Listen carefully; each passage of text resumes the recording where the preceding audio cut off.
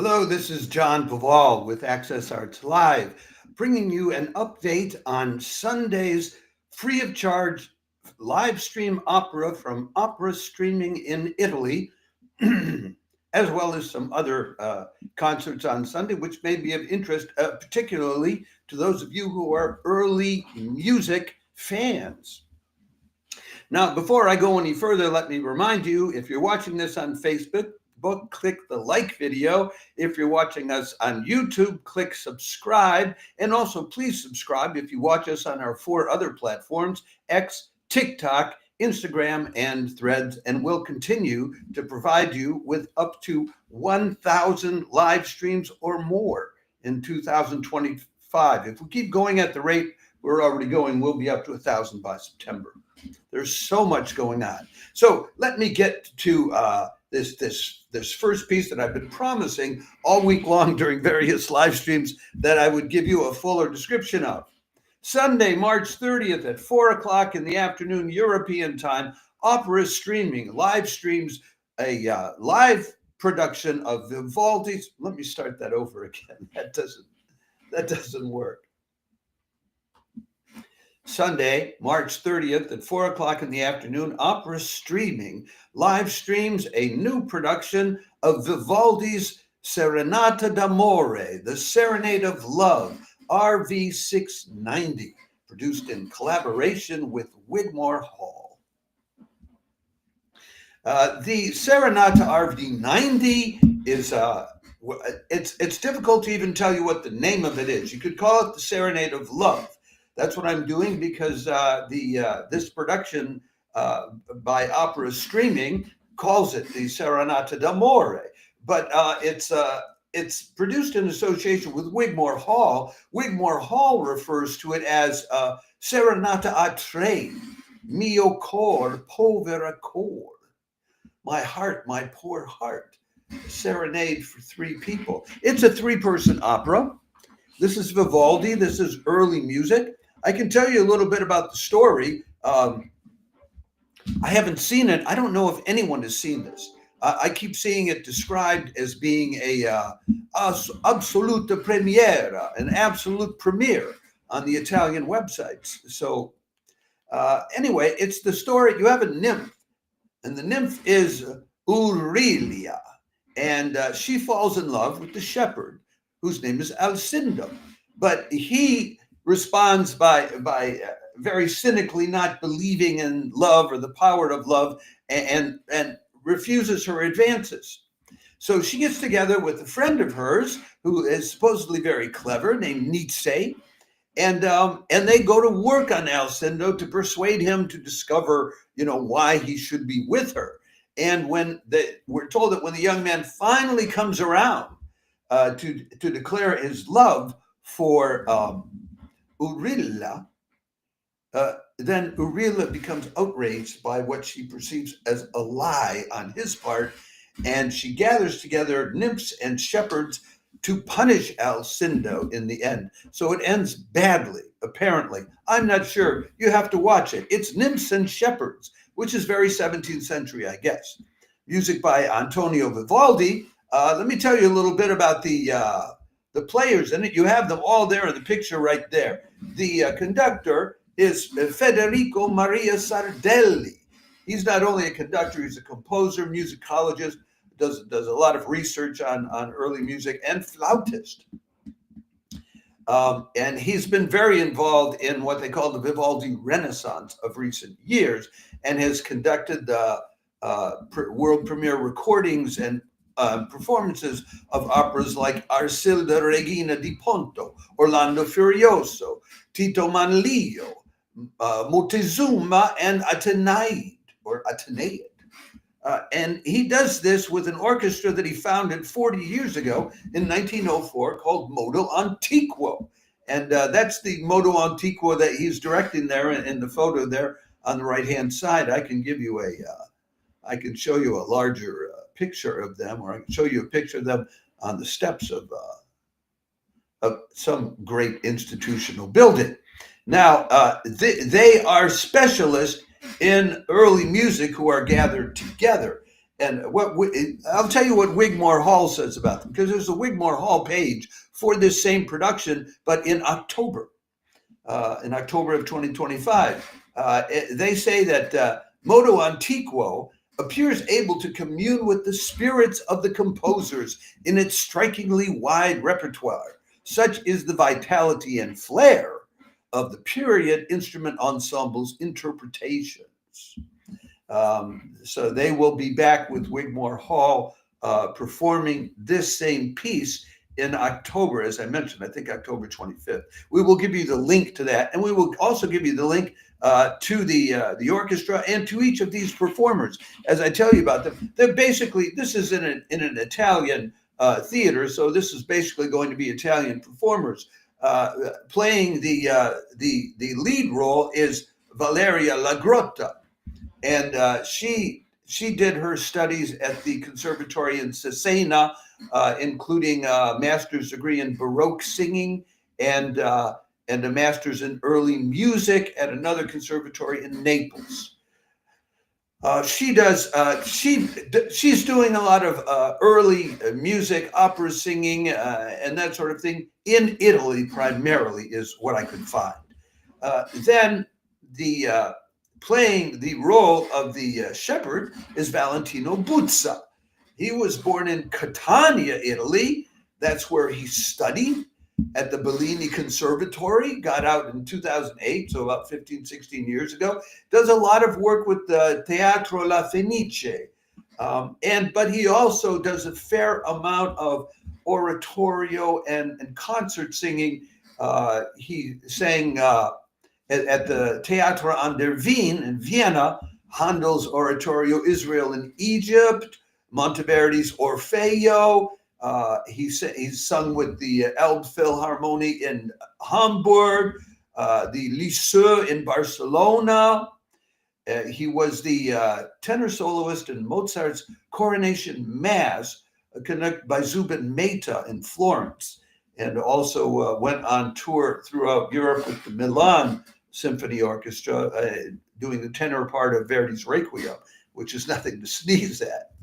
Okay. Then in the third role of the nymph's good friend is Giuseppina Bridelli. She's from Piacenza in Italy. She graduated from the local conservatory there. Apparently they have conservatories all over it. The truck drivers in Italy sing opera, for that matter. Then she went to Bologna and participated in an opera studio there and the Rossini Academy in Pesaro. So she's done work too with the Teatro La Fenice, but she's done a fair amount also of singing. Well, she's appeared at the Opera Comique in Paris, in Hamburg with the Europa Galante, and at Versailles in playing Cherubino in Figaro. So she gets around. So these are the performers that you have. This is the orchestra. If you're an opera lover, this is a chance to hear about a 2-hour-long opera free of charge, produced not just by the local theater in Italy, but also in collaboration with Wigmore Hall. And if you're an early music enthusiast, it's a chance to hear some Vivaldi. So what can I say other than to commend this afternoon in Europe opera on Sunday, March 30th. Enjoy. Now, if you're an early music lover, there's going to be more for you on Sunday. I want to go over some of the other live streams that are happening on Sunday, starting right away at noon European time on Sunday, which will be very early, 6 in the morning on the East Coast. But if you're up late at 3 o'clock Saturday night on the West Coast, or at 10 in the evening, Australian Eastern Daylight Time, Sunday evening, MarchVivo is live streaming the young bass-baritone Javier Blanco, along with the harpsichordist who's about the same age. These guys just got out of the conservatory, David Palanca. And he will be singing cantatas, Baroque cantatas by Purcell, Scarlatti, and Caldara, with interludes for the harpsichord. So if you're along for the early music ride, that's more of it for you. Then after that, next up on your Sunday afternoon showing, next up in Europe, will be at 5 in the afternoon, European time, 11 in the morning on the East Coast, 8 in the morning on the West Coast. St. Eustache Church live streaming Baptiste-Florian Marle-Ouvrard, one of their resident organists, playing Couperin's Messe pour les Paroisses on the magnificent Vanden Heuvel organ there, which has 101 stops, 7,952 pipes, and two 5-manual consoles, one on the main floor and one up in the loft, which if you go to our YouTube page, you can find an interview in the interview section on the YouTube page, about a 35-minute interview I did with another of the resident organists there, Thomas Hospital, where he took us up into the loft, explained to us the architecture of the church and how it worked together with the organ to create this immersive sound. And it was just very detailed exposure of everything you might want to know about that organ and the music there. So Baptiste-Florian Marle-Ouvrard is always a good time. He's a showman, besides just also being a very astute organist. After that, it's on to the United States, and 2 more live streams coming up on Sunday. The first of them I'm already prepared a separate clip about it, so I'll just repeat briefly. You see there the photo of this is from Vox Novus's live stream of Sanctuary Sounds Beyond the Scores, which will be performed by Laurel Gagnon on the violin and Marina Iwao on the piano. And it's a concert which it's not only music, but also includes stories and background about the composers. So and I have done concerts like that myself as a lyric tenor, and I find it very enriching. There are so many of these recitals where you have these stiff singers and they're standing next to the piano and just getting out, trying to get it perfectly sung. And when you break out into storytelling and giving background, it tends to relax the performers, and they perform more with and for the audience rather than just this technical execution. So I think that could be a very interesting concert to tune into. But there is one more, and if you're interested in that, you can look up on any of our 6 platforms. I will have a separate clip about that. That'll be up later today or on Sunday. And finally, we have this again for these early music.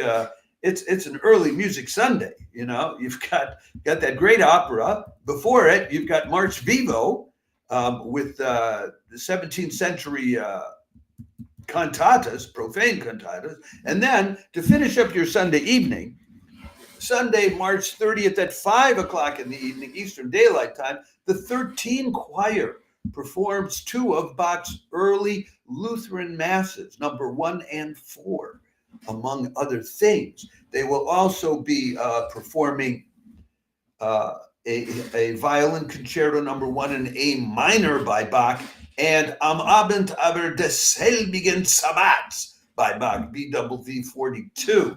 I show you a picture there of the 13 at one of their earlier concerts. That's the 13 of them surrounded by a crowd. They get rave reviews by everybody, by the New York Times, by the Washington Classical Review, which describes them this way. A choir of 12 soloists joins violinist and concertmaster Adrian Post in an orchestra of period instrumentalists, featuring the 13's outstanding natural horn and charming oboes. So the 13 may be one that you want to discover. However, I must warn you, that one, unlike all of the others, is not free of charge. That one will cost you $43 to tune into. So you might want to think about that. Folks, that's what we have for you coming up on Sunday. I hope that one or more or any of these live streams appeals to you. uplifts you, inspires you, or just shows you a good time. And I'll remind you once more, if you're watching this on Facebook, click the like button. On YouTube, subscribe. And if you're watching us on our other 4 platforms, please subscribe or follow us. That would be X, TikTok, Instagram, or Threads. And we will continue to provide you with live links to more than 1,000 live performances online in 2025. Scouts honor. Ciao for now and have a great Sunday tomorrow.